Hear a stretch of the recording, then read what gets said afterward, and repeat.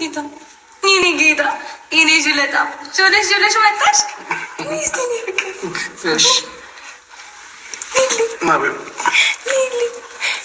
ኔ ወርቅ አማዳ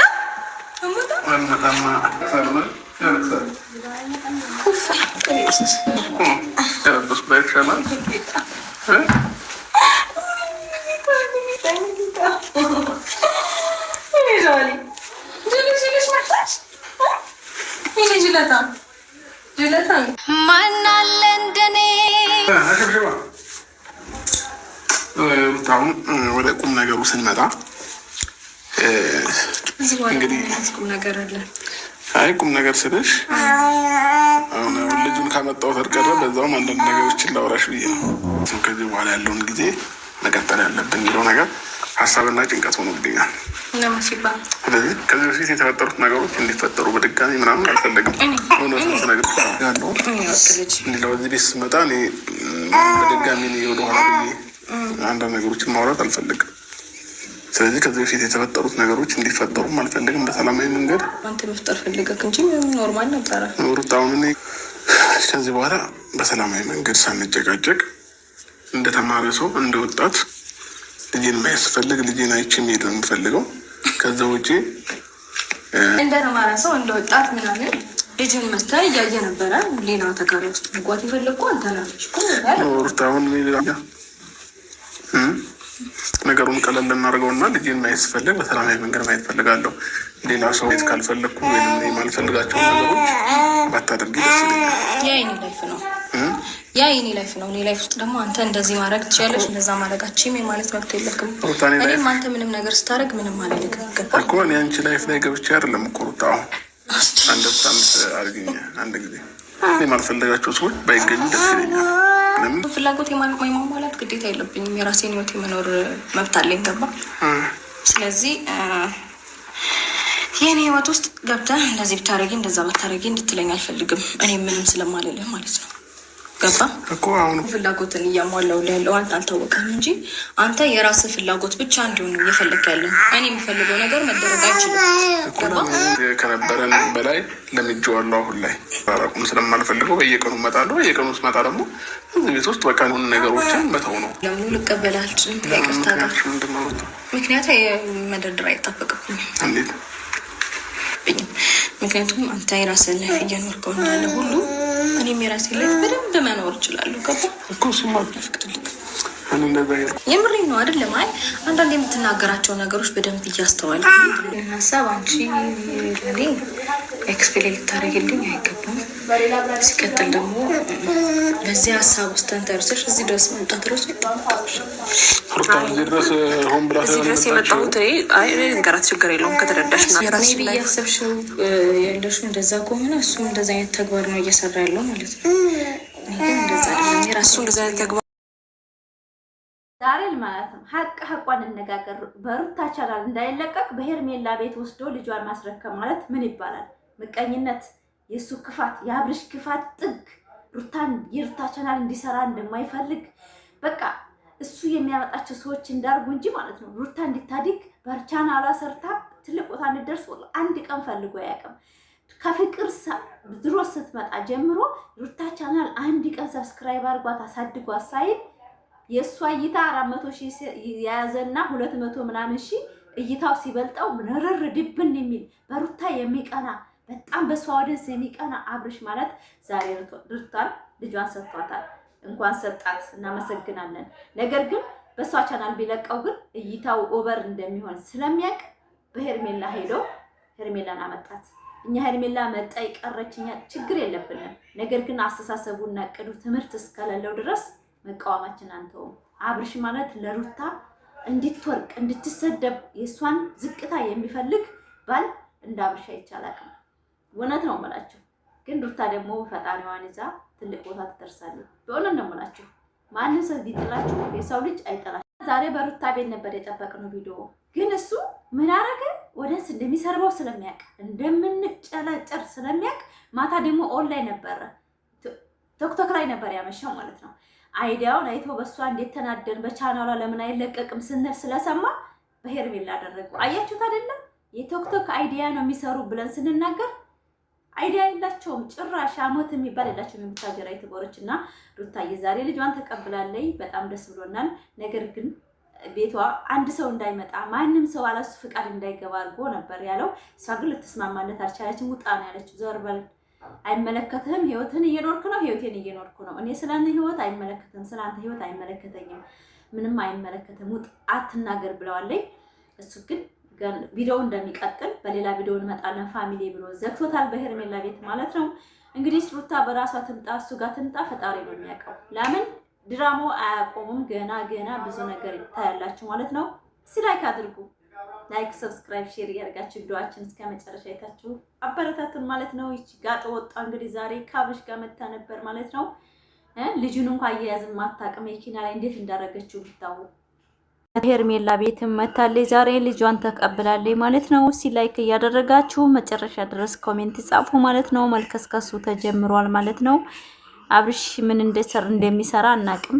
ከሄርሜላ ጋር ልጇ ወስዶ ሰጥቷታል። ምን ነው በረታ ቤት ቪዲዮ ቢለቀው በጣም ደስ ይለን ነበር። ነገር ግን እሱ ምን ሌላ ሰው እንዲያድግ እንጂ ሩታ እንድታድግ የማይፈልገው ምክንያት እስኪ እናንተ በኮሜንት እናት ነው እንጂ ናንገት ያስደፋኝ እድልስ ቀና ሁሉም ወዳጅህ መቸገረ ጊዜ ዘመድም ጥላት ይናገራል አፌ መችም ለከተ ያጣና የሞተ መችም ዘመድ የሰው አያምንም አማምኖ ጨርሱ አንሷል የኖረ መርዝ በማልተለውሱ አሴሩብኝ ቀና ሁሉም ወዳጅህ።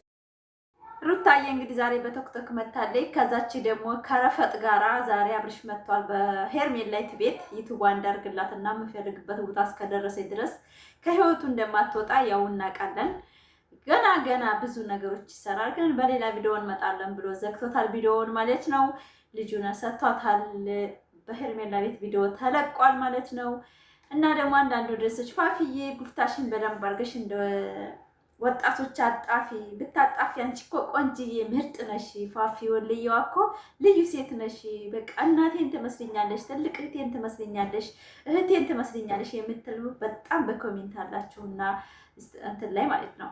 በጣም እኔ ትገርሙኛላችሁ። ግን የሰው አስተያየት እና ባለባበስ እና በምናምን በቃ ብዙ ሰው የምትለኩት ባለባበሱ በንግግሩ ነው። እና እኔ ይሄን አለባበሴ በጣም ወደዋለሁኝ። አንደኛ ሙስሊም ነኝ፣ ሁለተኛ ደግሞ ቪዲዮ ተፈቅዶልኝ አይደለም የምሰራው። ያው ስራ ነው ሰው የምረዳበት ዩቲዩብ ነው ብዬ ራሴን አሳምኘው ነው እንጂ ዩቲዩብ አይፈቀድልንም። ታውቃላችሁ ሙስሊም ሌላ ወጣ ታስተምር የሚል የለም፣ አስተያስስ አይልም። ነገር ግን ስራ ነው። እኔ ምንም ነገር ዝም ቦታ ላይ በስራ ቦታ ትርፍ ስራ ነው ብዬ ስራ አሰብኩት እንጂ ህገወጥ ነው የምሰራው ማለት ነው። ለማንኛውም አሰላሙ አለይኩም ወራህመቱላሂ ወበረካቱ። ክርስቲያን ወገኖች ሰላም ብያለሁ። ዛሬ ሩታዬ እንግዲህ ልጇን ተቀብላለች። ሩኡል አብርሃምን ማለት ነው ተቀብላለች ማለት ነው። ውሽማይቱን ለማንኛውም እያጥሞቀሞቀች መኪና ላይ ይዛ ገብታለች ማለት ነው። አንቺ እዚህ ቦታ ላይ በእኔ ህይወት ምንም ማድረግ አትችይም፣ በቃ ቤቴ መምጣት የለብሽም ብላታለች። እሷም የመጣሁት እኔ የሚያስቸግር ነገር ስላለ ነው። ልጁ መኪና እየነዳ ልጁ ስለሚያስቸግረው በዛ ነው የመጣችው ቤቷ።